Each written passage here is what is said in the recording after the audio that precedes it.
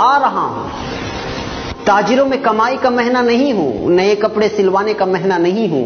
میں اس لیے نہیں آ رہا ہوں کہ تم عیدی خریدی کے نام پر پورا مہینہ بازار میں نکال دو.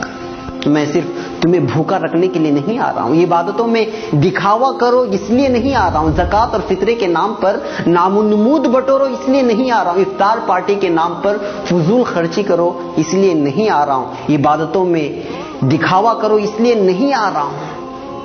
میں اس لیے نہیں آ رہا ہوں کہ تم روزے رکھو اور پھر سارا دن سوئے رہو, روزہ رکھو اور فون سے چپک کر بیٹھ جاؤ. اس لیے نہیں آ رہا ہوں کہ افطاری کے موقع پر خوب پیٹ بھر کر کھاؤ اور عشاء اور تراویح کی نماز قضا کر کے خراٹے بھرو. میں تو آتا ہوں اپنے رب کی رحمتوں, برکتوں اور مغفرتوں کی سوغات لے کر, مگر تم اس کو حاصل کرنے کے بجائے تجارت کے حساب و کتاب میں لگ جاتے ہو. روزہ رکھ کر یوں سمجھتے ہو کہ میں نے تیر مار لیا. ارے میں تو سال بھر کے تمہارے گناہوں کو دھونے کے لیے اللہ کی طرف سے مغفرت کا پروانہ بن کر آتا ہوں, مگر تم روزہ رکھ کر بھی گناہوں سے باز نہیں آتے. نوجوانوں, ناجائز عشق رمضان سے پہلے بھی ناجائز اور اب بھی, مگر تم تو رمضان میں کچھ کام نہ ہونے کا بہانہ بنا کر سارا دن موبائل پر عشق بازی کرتے رہ جاتے ہو. پھر روزہ رکھ کر یہ گناہ کیسا؟ غلط ویڈیوز اور موسیقی سننا ہر وقت حرام, مگر یہاں تو روزے کی حالت میں یا تو سو کر یا پھر موبائل میں گزارا ہوتا ہے. میں اس لیے تو نہیں آیا. میں رحمان کی رحمت بن کر, غفار کی مغفرت بن کر آیا تھا, مگر تم نے تو میری رتی برابر میزبانی نہیں کرتے, اور جو کرتے ہیں میں قربان جاؤں ان پر. میرا یہ ایک دن نہیں گزرتا ہے اور وہ افسوس کرتے رہ جاتے ہیں کہ ایک دن گزر گیا, اور پھر رات دن قرآن کی تلاوت سے, تسبیح اور نمازوں سے, دعاؤں اور التجاؤں سے اپنے رب کو منانے کی کوشش کرتے ہیں.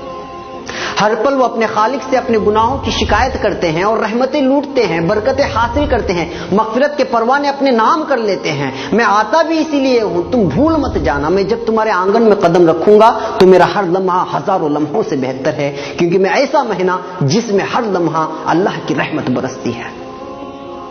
میں کبھی تم کو روزہ بن کر آواز دیتا ہوں, کبھی افطاری کی دعا بن کر, کبھی سحری سے تھوڑی دیر قبل اٹھ کے اپنے رب سے التجا کر کے اسے منانے کی درخواست کرتا ہوں, کبھی رحمت کے 10 دن دیتا ہوں تو کبھی مغفرت کے, اور کبھی جنت و جہنم کی خلاصی کے دعا کے لیے 10 دن تمہارے حوالے کرتا ہوں, مگر تم مانتے نہیں.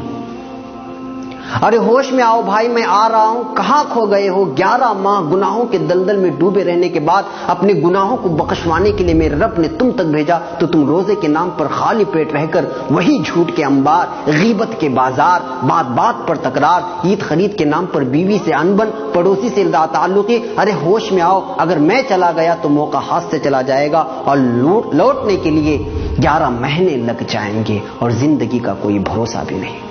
جی ہاں, دھوکے کا گھر.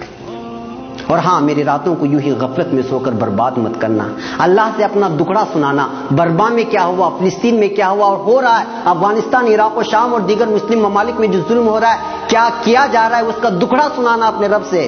بیتے سالوں میں اپنوں اور غیروں نے ہم سے جو برتاؤ کیا اس کی شکایت کرنا اپنے رب سے. وہ سننے والا ہے, سب کے سننے والا ہے, وہ جو سب سے رحیم, سب سے کریم اور تم سے سب سے زیادہ محبت کرنے والا ہے. تمہارا دکھڑا سن لیا تو پھر بیڑا پار ہے, نہیں سنا تو پھر ثواب کہیں نہیں گیا.